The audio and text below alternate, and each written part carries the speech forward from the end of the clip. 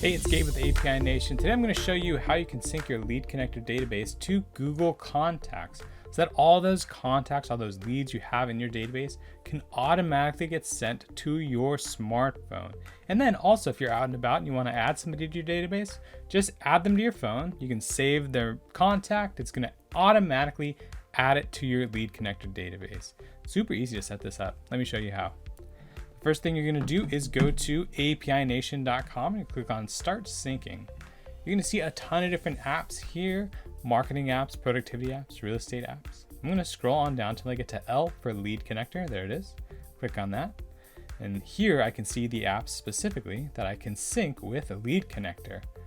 So you can see there's a ton of real estate apps here, also marketing apps. Here's Google Contacts, which is a great general use app for managing your contacts. It's also the contact manager for most Android phones, for all Android phones, and for a lot of iPhones. So you can see there's two syncs available, sending contacts from Google Contacts into LeadConnector, sending them from your phone into LeadConnector, and sending them from LeadConnector into your phone. I'm going to start with that one. That one's great to make sure my caller ID is always updated with my leads information. So the first start of setting up this sync, you just sign into API Nation. You can create an account for free if you don't have one yet, or you can sign in with Google, which is what I'm going to do. There we go. And now we're going to go ahead and connect the apps. So to connect LeadConnector, super easy. Hit the big button. It's going to take you out. You're going to sign into LeadConnector and then select the account you want to sync. And now we're back. And there's that account. So I'm going to go ahead and select that account for this sync. Google Contacts, almost as easy. Hit the big button. It's going to show you your Google accounts. Choose the one you want to sync with your LeadConnector database and hit allow. All right, we're on the last step to set up the syncs here. Couple questions. Do I want to sync all contacts from LeadConnector on first run? So basically, do I want to send everybody who's currently in the LeadConnector and also people in the future into Google Contacts? Or do I just want to do people in the future? Totally up to you. Most people want to get Google Contacts all the way up to date, so they'll just go ahead and check that box. As they arrive in Google Contacts, where should we put them? We can just put them in Google Contacts by default, or you can actually create a folder for them. So I'm going to create a folder called LeadConnector. And then any contacts that LeadConnector sends over to Google Contacts, they'll have that label on there. Just keeps them a little bit tidier. It's a nice way to keep your contacts organized.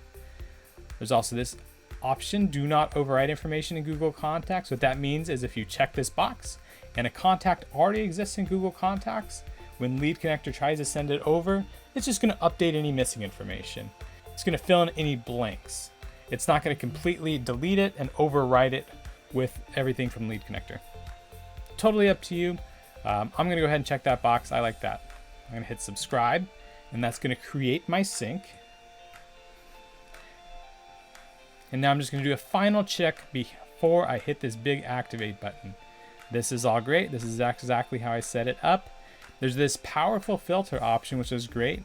It basically allows you to drill down on who exactly from the LeadConnector is getting sent over. So if you only want to send over somebody from a city or a state or somebody that came from a website or even people born in a particular month, you can do that, which can create some powerful workflows depending on how you want to set it up. I'm going to go ahead and send everybody over. I want my phone updated with all my contacts. I'm going to come down here to mapping, and you can see we do most of this for you. There's a phone, an email, first name. These are all in here.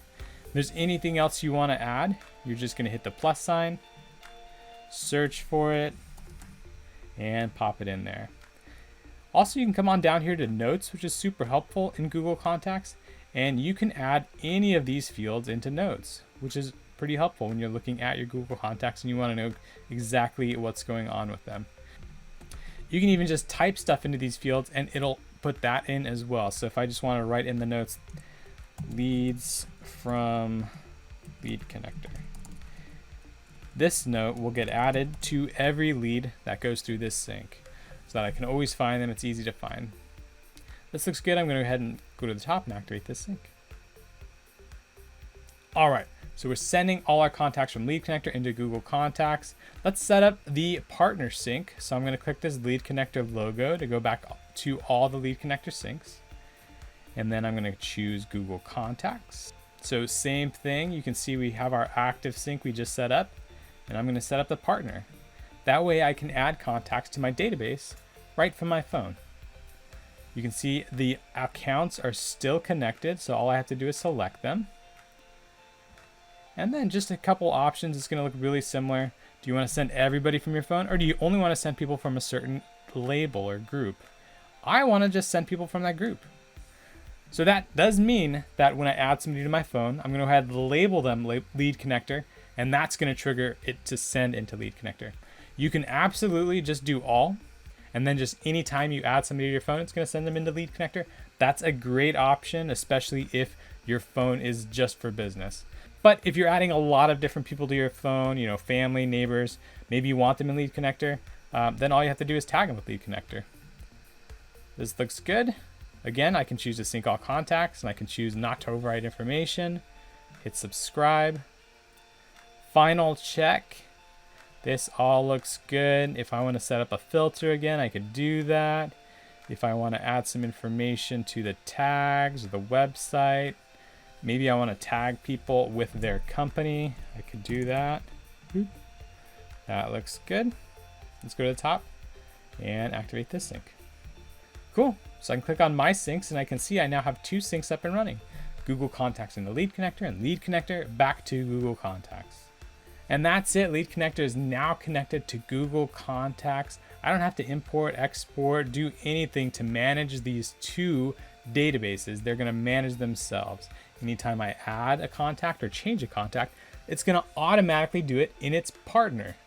It's going to take that completely off my plate so I can focus more on the things I love, working with people and creating deals. If you have any questions or need any assistance setting up this sync, give us a phone call, shoot us an email. We're API Nation, and we're connecting the world's applications.